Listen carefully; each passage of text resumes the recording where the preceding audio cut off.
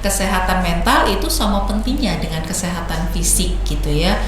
Sehingga ketika kita merasa ada sesuatu yang aneh di dalam kondisi psikologis kita atau mental kita, cepat-cepatlah cari bantuan.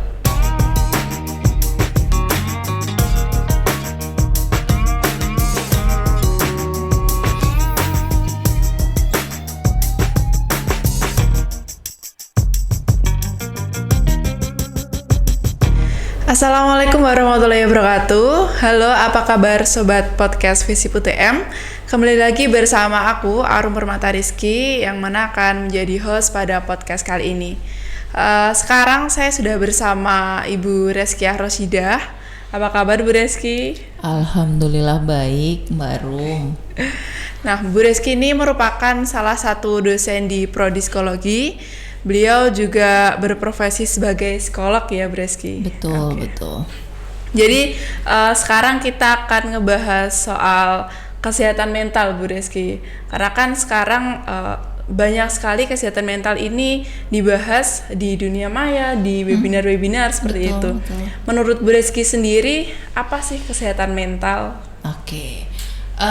Sebelum ke arah apa itu kesehatan mental, mungkin saya perlu menjelaskan begitu ya, bahwa kesehatan mental itu sama pentingnya dengan kesehatan secara fisik gitu ya. Kalau dulu mungkin orang itu cenderung kalau misalnya mau sakit pusing atau batuk atau pilek gitu ya, mereka langsung ke dokter gitu ya. Tetapi ketika mereka merasakan ada sesuatu yang aneh di dalam psikologisnya, di dalam mentalnya, mereka nggak aware soal itu kan gitu. Nah, apa sih itu sebenarnya kesehatan mental itu gitu ya, atau mental yang sehat itu?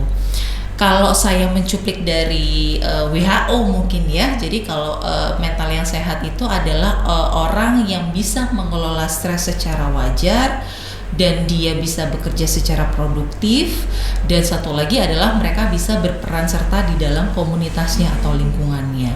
Dari situ kan bisa terlihat bahwa orang yang secara mental itu dikatakan sehat ada 3 poin tadi ya, yang tadi saya jelaskan tadi. Yang pertama adalah dia bisa mengelola stresnya, kemudian dia bisa bekerja secara produktif, berarti menghasilkan. Yang terakhir adalah dia bisa bersosialisasi dengan lingkungan sekitarnya. Tidak hanya kemudian sosialisasi dengan banyak orang mungkin ya, tetapi juga terkait dengan bagaimana dia menjalin relasi yang sifatnya lebih personal atau intim. Apakah cukup memuaskan, cukup menyenangkan buat dia atau tidak gitu. Nah, konsep kesehatan mental ini sekarang ini mulai bergaung gitu ya. Dikit-dikit dibahas soal kesehatan mental, isu mental, apalagi dengan pandemi seperti ini gitu.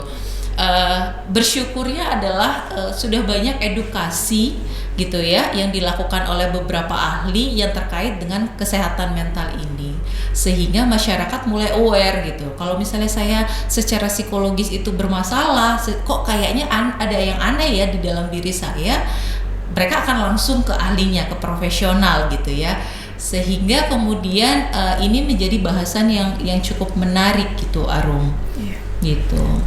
Karena sekarang pun saya juga pernah ikut campaign tentang kesehatan mental di media sosial tuh sekarang banyak sekali Bu. Betul. Terus juga mengubah stigma masyarakat, ternyata ke psikolog itu bukan orang yang gila seperti itu ya Bu ya. Belum tentu kemudian orang yang datang ke psikolog itu adalah orang gila, orang yang sakit.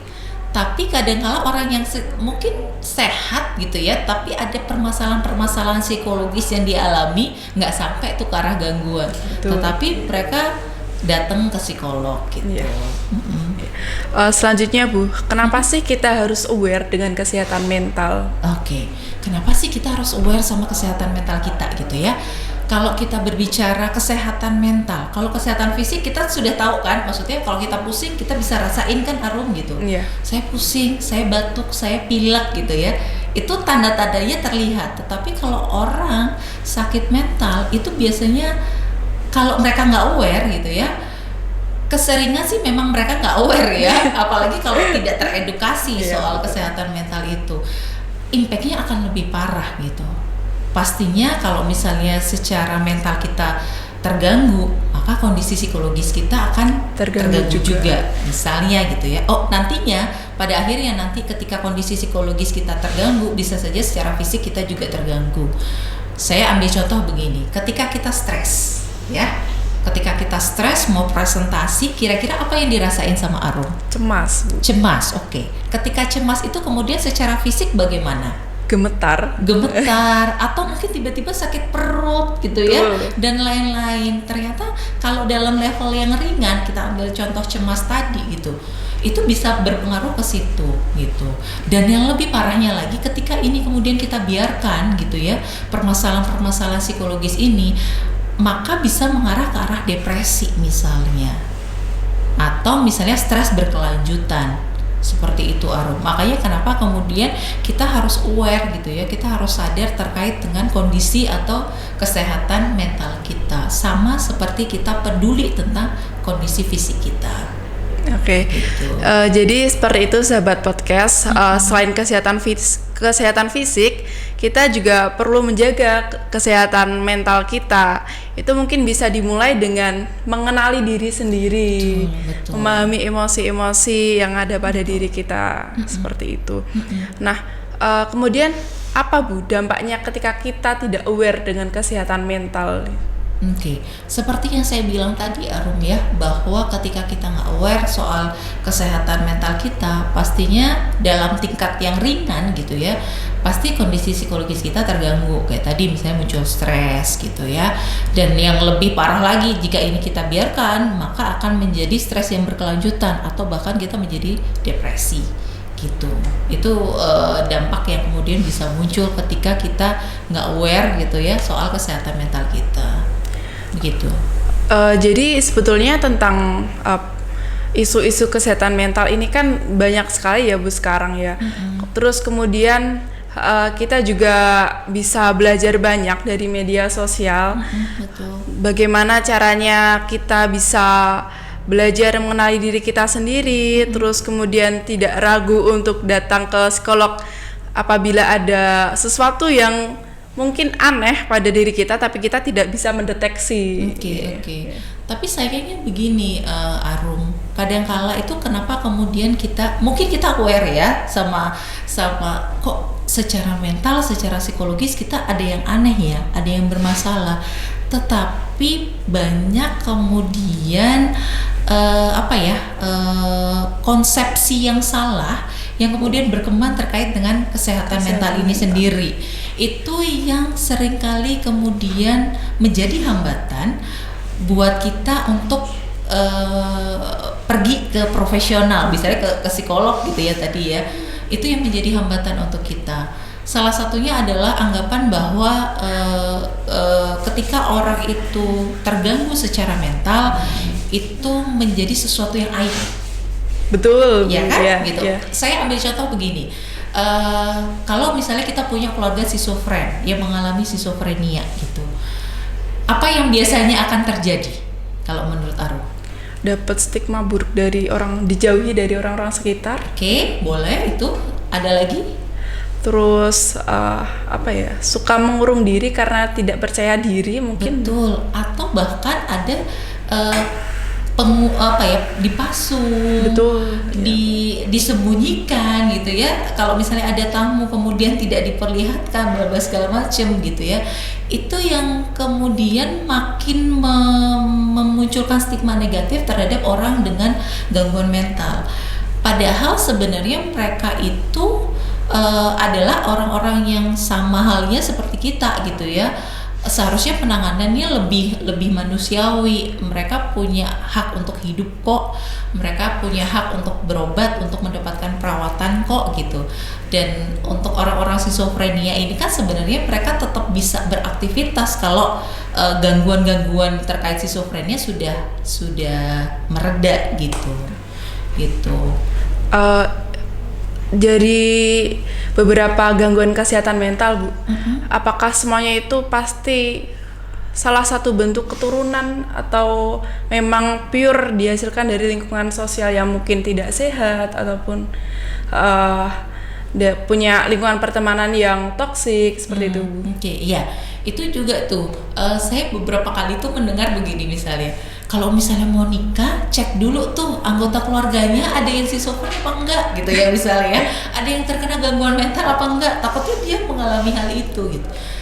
Kalau saya bilang begini, tidak semuanya aspek herediter memang menjadi faktor yang mungkin individu itu mengalami gangguan mental, tapi tidak semuanya, Arum, gitu ya. Tidak semuanya. Betul, ya, dan ada kombinasi atau kolaborasi ya. Jadi tidak melulu kemudian misalnya bapak ibunya dia schizofren, lantas dia pasti schizofren. Tidak selalu. Kalau misalnya dia dapat lingkungan yang cukup kondusif, lingkungan yang aman gitu ya, maka resiko untuk mengalami schizofren ini semakin kecil gitu. Jadi cara kita trackingnya sebenarnya bukan terkait dengan dia bapak ibunya schizofren pasti schizofren. Kalau gitu kan sudah mutlak ya, mutlak herediter. Tapi kita harus cek dulu, betulkah dia schizofren? Dia hidup di lingkungan yang seperti apa? Dia dibesarkan apakah dengan orang tuanya atau tidak gitu ya? Atau misalnya dia ternyata diasuh oleh budenya atau neneknya yang tidak schizofren gitu. Jadi kita nggak bisa kemudian secara mutlak menganggap bahwa kalau orang tuanya schizofren dia pasti schizofren gitu. Itu nggak bisa seperti itu. Oh, jadi sebetulnya kalau punya anggota keluarga yang schizofren tapi yang anak ini punya lingkungan yang lebih sehat, itu kemungkinan besar dia tidak terkena schizofren ya Bu, atau bisa diminimalisir? Dia resikonya lebih kecil untuk mengalami schizofrenia gitu. Oke. Terus bagaimana Bu terkait cara pencegahan kesehatan mental agar kita tuh terus sehat secara mental dan kalau misalnya caranya gitu ya, supaya kita tetap sehat mental atau kita bisa mendeteksi? Kita bisa menjaga diri kita. Kita tetap bisa menjaga diri kita. Yang pertama adalah kita harus bahagia. Bahagia. Betul. Menurut saya itu, kita harus bahagia karena emosi-emosi yang positif yang kita rasakan itu akan membuat positif juga gitu ya, pemikiran kita jadi positif. Ketika pemikiran kita positif dan emosi kita positif, maka itu akan bisa mengarahkan kita untuk berperilaku yang positif juga.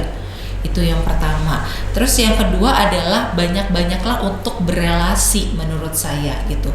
Untuk berelasi dengan banyak orang, untuk berhubungan, berinteraksi dengan banyak orang.